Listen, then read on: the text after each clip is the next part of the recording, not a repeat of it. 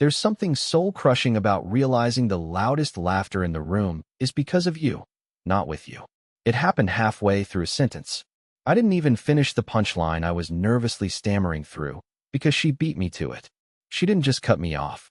She clobbered the rest of the sentence with laughter. Big, showy, head-thrown back laughter that practically begged everyone around her to join in. And they did. I don't remember what I was saying. Something stupid about how automated test scripts don't handle drop-downs well. It wasn't meant to be funny. I was just trying to answer someone's question about what I did for a living. But apparently, the idea of clicking buttons to see if stuff breaks was the funniest thing my fiancée had heard all week. That's how it started. Not the relationship. Not the party. The end. That was the first domino. And I felt it. That cold drop in my gut. That tightening in my jaw like my teeth were whispering. Don't say anything. Just get through this. But I said something. God help me, I always say something. Let me tell you something about shame. Not the oops. I waved back at someone who wasn't waving at me kind. I mean the kind that makes your ears burn and your hands tremble. The kind that doesn't wash off in the shower, no matter how long you stand there. That kind. And if you've never felt it while standing under string lights surrounded by her coworkers, smiling, powerful people with job titles I had to Google, then congratulations. You're living a better version of life than I was 10 days ago. No one at that rooftop bar knew my name, but they knew me as Marissa's fiancé. That was my identity. Her plus one. The silent man holding a sweating tumbler of gin, smiling just a second too late after every joke. She made me a character in her little improv routine. The quirky guy with the basement job. The funny one who can't explain what he does, but swears it's important. Someone asked me how I got into QA testing. I started to tell them, really tell them, about how my college internship involved shadowing a guy who hadn't taken a vacation in 6 years and slept with a fire extinguisher next to his server rack. About how I fell in love with failure, controlled failure.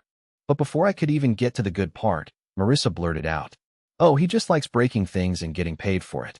It's like working at a toy store with spreadsheets." Laughter. Immediate. Uproarious. I didn't laugh. I wasn't even breathing. She didn't stop there. Oh no. She followed it up with a fake whisper to her friend. Sometimes I ask him if he's just playing Minesweeper all day. Minesweeper. That's what I was to her. A guy with a fake job, funny enough to bring to parties, harmless enough to keep around. That moment. That one. I need you to understand something. I wasn't mad. Not yet. I was humiliated. And humiliation is quieter than anger. It starts in the throat, works its way into the spine, makes you smaller before you even realize you've shrunk. I left the party 10 minutes later. Told her I needed air. She didn't follow me. Probably didn't even notice I was gone. I sat in the car for an hour and stared at my own name on the dashboard screen, Caleb's iPhone connected, like it belonged to someone I didn't recognize. The engagement? It didn't end that night. But something inside me did. And in the days that followed, I found out that mocking my job was the least of the betrayals. Stay with me. You'll want to hear what came next. I didn't sleep the night of the party. Not out of rage, though I think I was circling it. It was something else. That buzz in your skull when your mind won't stop rewinding the same moment over and over, as if changing the playback speed might change the outcome. I kept seeing Marissa's face lit up by fairy lights, laughing like I was the funniest accident she'd ever witnessed. I lay in bed next to her until 4:12 a.m., staring at the ceiling while she breathed evenly beside me, her back turned. I tried not to make it about symbolism. I failed. By morning, I had almost convinced myself I was being dramatic. Again, I'm good at that, shrinking my own pain down to manageable doses, like it's my job to make sure everyone around me is comfortable with how uncomfortable I feel. She made coffee like nothing happened, hummed along to the news, asked if I wanted my eggs scrambled or fried. I chose scrambled because it was the faster option and I needed to get out of the apartment before I said something I couldn't backspace. Then, on my way out, I saw it. A list. Marissa's handwriting is immaculate, almost aggressively so. Sharp loops, rigid alignment, the kind of penmanship that looks like it was designed to be tattooed onto motivational posters. This list was pinned under a save the date magnet on the fridge. It wasn't a grocery list. It wasn't a wedding checklist. It was titled, Things to Fix Before the Wedding. I wish I were joking. I stood there, my laptop bag sliding off my shoulder, and I read every line in stunned silence. They weren't bullet points. They were numbered, like a to-do list for remodeling a house. Caleb's wardrobe, less dad at Target, more creative director. Find a better answer for what he does. The QA thing sounds so low level. Remind him to get contacts instead of glasses. No more oversized mugs at brunch. It's weird. Get him to try yoga? Posture is tragic. There were 11 total. 11 things to fix. And I was number 6. Literally. It said, 6. Caleb's nervous laugh. Just fix it. It's painful. I didn't even take a photo. I should have.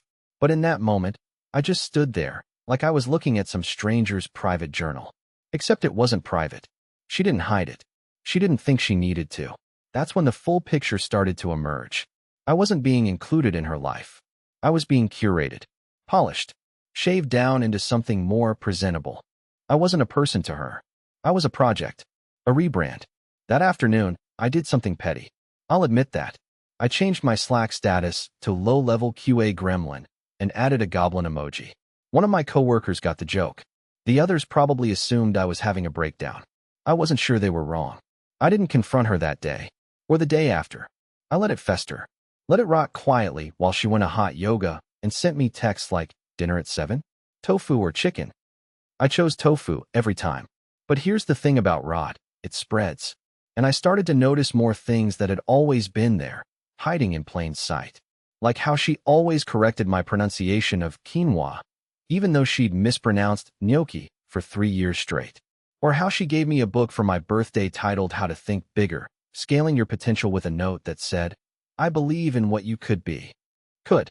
That word hit me harder than any insult. And still, I kept quiet. Because I thought maybe this was just stress. Maybe the wedding planning had her overwhelmed. Maybe I was just being difficult again. Until I saw what was in her email. Yeah, I looked. I'll explain that in part 3. But trust me, whatever you think I found, it was worse. So much worse. I didn't go looking for her emails. That's the part one keep telling myself. I wasn't snooping. I wasn't trying to catch her in anything. I was trying to send myself a PDF from our shared iMac, an invoice for the Airbnb we were supposed to book for our cozy wine-tasting honeymoon in Oregon. The file was saved under her desktop folder, and the quickest way to send it was through her Gmail, which was already logged in. No passwords. No snooping. Just a few clicks. But right as I attached the file and hovered over the send button, I saw it. A subject line, bold and unread, sitting at the top of her inbox like a ticking bomb labeled with my name. About Caleb, need advice. It was sent 2 nights before the party, and the thread had 11 back and forths. I shouldn't have clicked. I know that. But what would you have done? Closed it. Pretended your name doesn't light up in other people's inboxes like a distress flare? No. You would have clicked too. The original email was from Marissa to someone named Genevieve. That's her college friend, the one who wore white to our engagement party and once asked me if I was still doing that computer button-pushing thing. Off to a great start already. But what froze me was the first line. Marissa wrote, I know it's bad to feel this way, but I'm starting to think I said yes out of momentum, not love. My chest went tight. It felt like my lungs shrank 3 sizes just to make room for the dread. I kept reading. She went on about how I was nice and stable and sweet in an old dog kind of way, which made me feel like a golden retriever on arthritis medication. But then came the part that made me nauseous.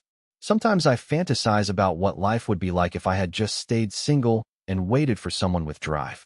Caleb has a good heart, but there's no fire. He's like ambient noise. Comfortable, but not compelling. She called me ambient noise. Genevieve responded with exactly the kind of cruelty people only use when they think they're safe behind a private thread. She wrote, Girl, you're allowed to want more than a background character. It's your life. Don't settle just because he's harmless. Harmless men are emotionally expensive. I wanted to stop. I really did. But I couldn't look away from the digital autopsy of my own relationship. There were inside jokes at my expense. A debate about whether or not I was passable in a tux. Even a poll they created, should she postpone the wedding? With Marissa's college friends actually voting. And the kicker? Marissa had responded with a laughing emoji when someone suggested she stage a soft breakup and pin it on my anxiety spiral. Suddenly everything made sense. The condescension. The list on the fridge. The way she laughed louder when I was nearby, but never at something I said. She wasn't building a life with me. She was preparing her exit.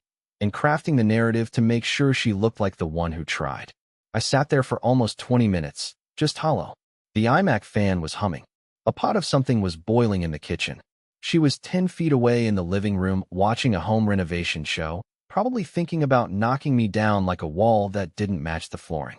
I copied the whole email chain and sent it to myself. Then I deleted the sent email with the invoice. Didn't say a word. Didn't even look at her when I walked out the door. I took the long way to nowhere, ended up parked outside the bowling alley I used to go to in high school. It was closed. I stared at the neon sign until my eyes hurt and realized I wasn't angry. Not yet. I was just erased. I had somehow become a placeholder in my own story. But I wasn't going to let that be the ending. No, not yet. And what happened next wasn't something I planned, but it was something I needed. A confrontation, yes, but not the one you're expecting. Because before I even got the chance to talk to her, someone else beat me to it. Someone who wasn't supposed to know anything.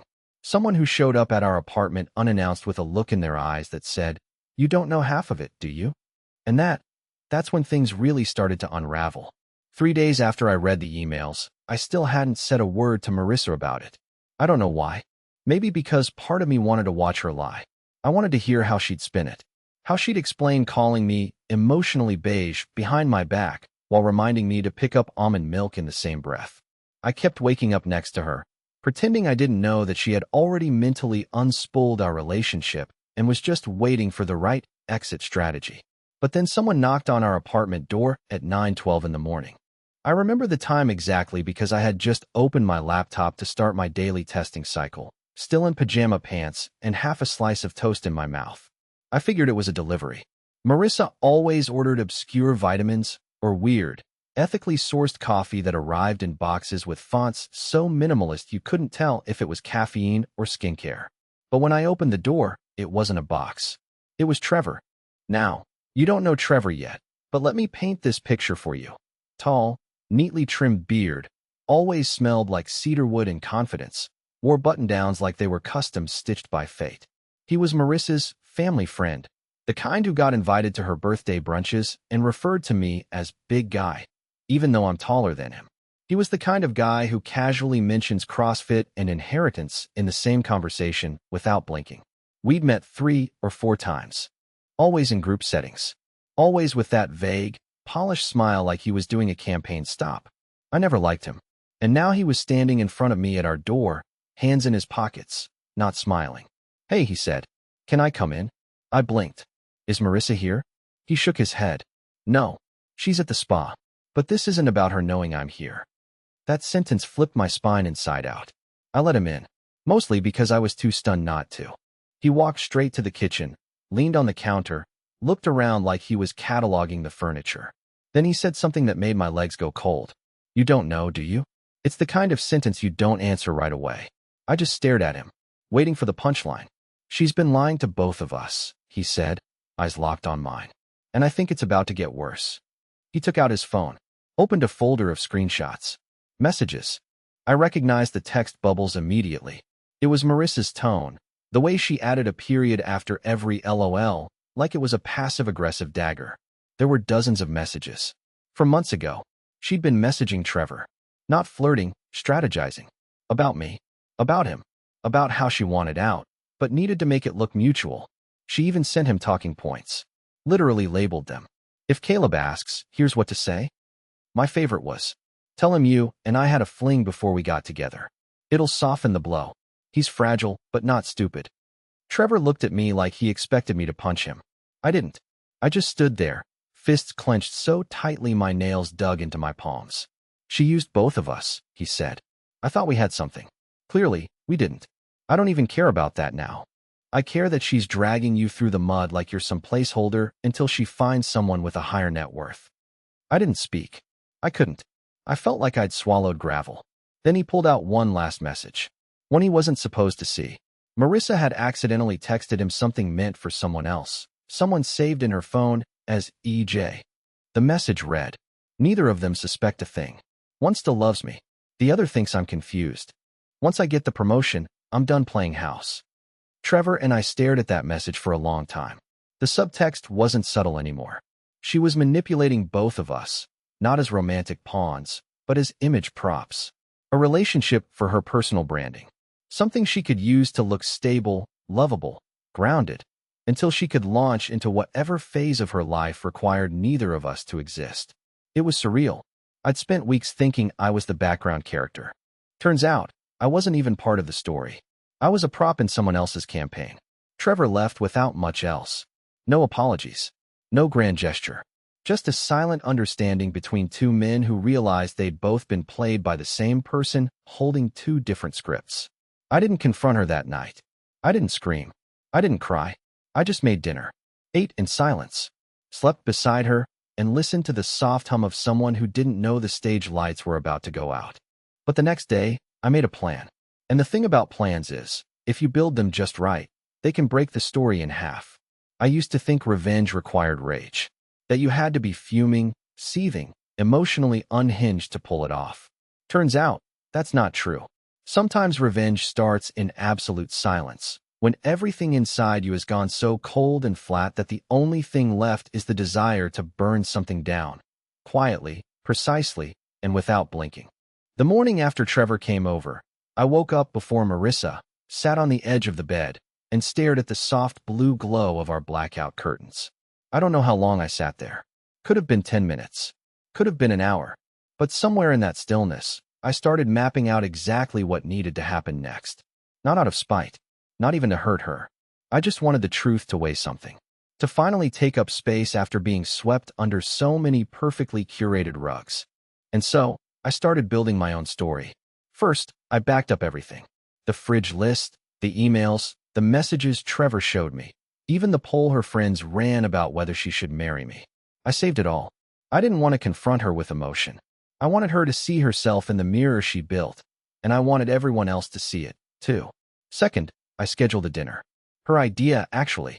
She texted me around noon saying she missed us being intentional and wanted to cook together. She'd picked a recipe from a couple's cookbook someone gave us as an engagement gift. I told her it sounded perfect. Told her I'd get the wine. I even asked what playlist she wanted. Something with mood, she replied. Like old love songs. The stuff that makes people cry. Yeah, that part really happened. And I saved that text, too. The entire day, I went through the motions like nothing was wrong. Sent her a funny meme. Complimented her shoes. Even offered to pick up almond butter from the store because she said our current one tasted too honest. I knew it would be the last normal day we'd ever have. I think on some level, she knew it too. At 7 p.m. sharp, we lit candles. She was in one of her soft knit sweaters, hair tied back, makeup just enough to look effortless. I watched her laugh while pouring wine into the glasses I once thought we'd toast with on our honeymoon. I wanted to feel sad, but I didn't. It was like watching someone else's life play out in front of me, a theater performance I'd accidentally walked into and couldn't leave. We sat. We ate. She talked about her job and the promotion she was up for. Told me her boss finally saw her potential. I smiled and said I was proud of her. Every word felt like packing snow onto a ticking bomb. Halfway through dessert, I reached under the table and took out a slim folder. Just one. No drama. I slid it across the table and said, "This is everything I didn't say at the party." She blinked. The fake kind. Like someone rebooting their expression. "What is this?" "Proof," I said. "Of what you think I am. Of what you're trying to make me into. Of what you've been planning for weeks, while still asking me to take out the trash and rub your neck after spin class." She opened it. Read the first page. Froze. Page 2 had the emails. Page 3 had the texts with Trevor. Page 4 had the poll. Page 5 had the ambient noise quote, bolded. I didn't need to say a word. Her face said it all. I watched the entire arc of denial, then panic, then fury unravel across her perfectly lit features. "You went through my email," she whispered, "but not the I'm hurt kind. More like, you messed up the script kind. I sent myself the file when I was trying to help plan our honeymoon." I said. "You left it open. The door. The folder. All of it. You left everything open." For a long moment, she didn't say anything. Her fingers just hovered over the papers like they might bite her. And then she did something unexpected. She laughed. Not the loud, fake one from the rooftop party.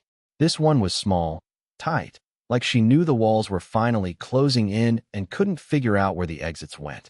"You don't understand how much pressure I'm under," she said. "I built this entire future.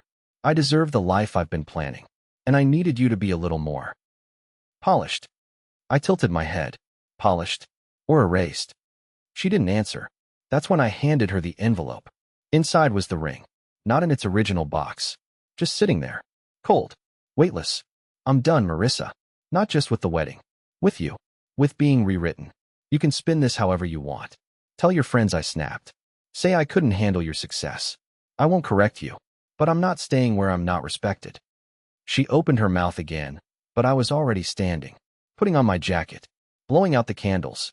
The door clicked shut behind me before she could say a single word. I didn't look back. I didn't need to. She'd built the stage. All I did was end the show. But here's the thing. I thought that would be it. That the curtain had closed. What I didn't know was that Marissa wasn't done performing. Not even close. I always imagined endings would be loud. Explosive. Something final. A door slammed. A scream. A car peeling out into the night. I thought when I finally walked away from Marissa, it would echo. I didn't expect silence to be the thing that would haunt me. But that's exactly what it was. The day after I left, I didn't get a text. No angry voicemails. No long-winded, how could you email? Nothing. Just the empty quiet of a person who had been caught mid-lie and chose, instead of defending herself, to vanish inside her own denial. It messed with me more than I'd like to admit. I expected war. I got vacuum. The weirdest part? She didn't even block me. Her number stayed in my phone. Our shared cloud account still updated with her location until I disabled it. I kept expecting some nuclear retaliation. A public meltdown. Passive-aggressive Instagram captions. A mass unfollowing. But there was nothing. Until 3 days later, when I got a call from her friend Jenny. Now, Jenny and I were never close. We interacted at birthdays, exchanged the occasional sarcastic remark. But she called me at 8:14 p.m., out of breath, like she had just run from wherever betrayal was stored. Caleb, I wasn't going to say anything, but I've seen the group chat and you deserve to know. She's telling people you had a breakdown, that you accused her of cheating, smashed a wine glass, and stormed out during a panic attack. She's saying she stayed silent to protect your dignity. I couldn't speak. She said you'd been spiraling for months, that she tried everything to save the engagement, but couldn't handle your mood swings. I sat down, slowly, like the weight of every lie she ever told was pressing down on my spine. Jenny kept talking, fast, guilty. And Caleb, she sent screenshots. Doctored ones. Made it look like you were controlling. Demanding. She screenshotted old texts from months ago and rearranged them to make it look like you were obsessive. The worst part? Some people believe her. There it was. The second wave. The part no one warns you about. When the truth isn't just buried, it's replaced. You think when you leave someone toxic, that it's over. You think walking away is the last act. But for someone like Marissa, it's just intermission. She didn't need revenge. She needed the narrative. And in her story, I couldn't be the heartbroken guy who found the truth and walked away. No, I had to be the villain. The fragile, unhinged man she tried to save. The man who wasn't built for strong women. The man who crumbled under the weight of her success. It made sense now. Why she didn't call. Why she didn't text. She was already rebuilding, in real time, turning her betrayal into a badge of honor. Recasting herself as the heroine who survived the man who just wasn't ready. I felt sick. Not because people believed her. I expected that from her inner circle. But because for 2 years, I had given her access to my softest parts. My stories. My fears. My therapy notes. I had trusted her with the parts of myself I don't even trust in daylight. And now she was weaponizing all of it to decorate her version of the truth. I didn't sleep that night. Instead, I wrote everything down. My memories. The timelines. The receipts. Not out of pettiness. Out of protection. I didn't plan to go public. I didn't want to sink to her level. But if this turned into a he said she said, I'd be ready. But even as I made peace with the idea of people misunderstanding me, something else happened. Something I wasn't prepared for. One of her co-workers, someone I'd never met, reached out anonymously. They sent a message to my LinkedIn inbox with no introduction, just a simple line. You're not the only one she's done this to. And just like that, the narrative started to crack. At first, I thought the message on LinkedIn was a mistake. No name, no photo, just the sentence. You're not the only one she's done this to. I stared at it for a full 5 minutes, hovering my mouse over the report button, then the reply button, then back again. I didn't know if it was a troll, a cruel joke, or something far more dangerous, the truth. I replied cautiously. I don't know who you are, but if you're talking about Marissa, I'm listening. It took 2 hours for a response. And what I got wasn't just one reply. It was a 6-paragraph confession from someone who called themselves L. They said they worked with Marissa for nearly a year at her last job before she got promoted out, in a rush of sudden management changes. At the time, Elle had assumed she left for a better position. But what really happened, they said, was that 3 people filed HR complaints within a 2-month window. 2 women, 1 man, all for the same thing. Emotional coercion, sabotage, and manipulation of internal communication to create false narratives about coworkers. The man? He was her ex. They had quietly dated for 6 months while working in different departments. When he broke it off, she claimed he was emotionally unsafe and pushed for an internal investigation. Elle said she practically orchestrated it, deleted messages, took screenshots out of context, looped in executives while painting herself as the victim of a toxic relationship that made her fear for her career. She cried in meetings, posted long, cryptic captions on Instagram about learning to walk away from silent abusers. She won. He lost his job. Reading those words hit like ice water down my spine. Not because I was shocked, but because I wasn't. I thanked Elle, told them I appreciated their bravery. I assumed that would be it. One voice. One story. A strange, awful parallel to mine. But it wasn't one voice. It was the beginning of a flood. Over the next 5 days, I was contacted by 7 more people. From her past jobs. 1 old friend. 2 exes. All of them with different stories, different timelines, but the same pattern. She'd enter their lives like a force of nature.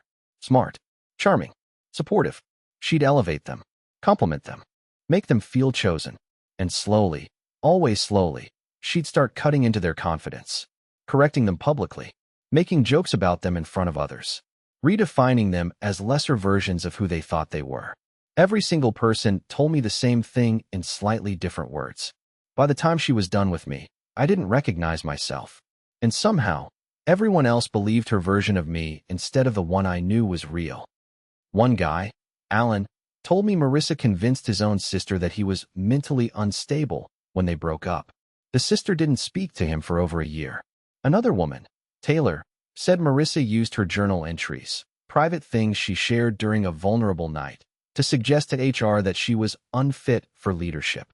She only found out when she was placed on sudden performance review. These weren't just relationship wrecks. They were psychological demolition sites. Marissa didn't leave people broken. She left them erased and replaced them with stories that made her look like the phoenix rising from the ashes of the people she burned down. And somehow, she kept getting away with it. Until now. Because I had something none of them did. The receipts. Not just the messages and emails, but timelines, screenshots, witnesses, and most importantly, now, I had numbers, people, names, a pattern too big to ignore. I created a private group chat with all of them, invited each person individually, made it a space to share, to vent, to connect. It became our own little circle of the formerly gaslit. We shared photos of our past with her, compared notes, created a shared folder, cross-referenced dates. The more we uncovered, the clearer the picture became. Marissa wasn't just manipulative. She was surgical, intentional, strategic. She built narratives like empires. And she did it with terrifying ease. That's when someone floated the question none of us wanted to ask, but everyone was thinking. Are we going to expose her? It sat there in the chat like a live wire. Because this wasn't just about petty revenge anymore. This was about patterns, real damage, reputations and careers ruined, so she could step on someone else's back and call it elevation. I didn't answer right away. I just stared at the question, the cursor blinking like it was daring me to say what I was already feeling. And eventually, I typed, yes, but not in anger. In truth, she told her story about us. It's time we tell ours. What came next wasn't just catharsis. It was accountability. And we were just getting started. We didn't go viral.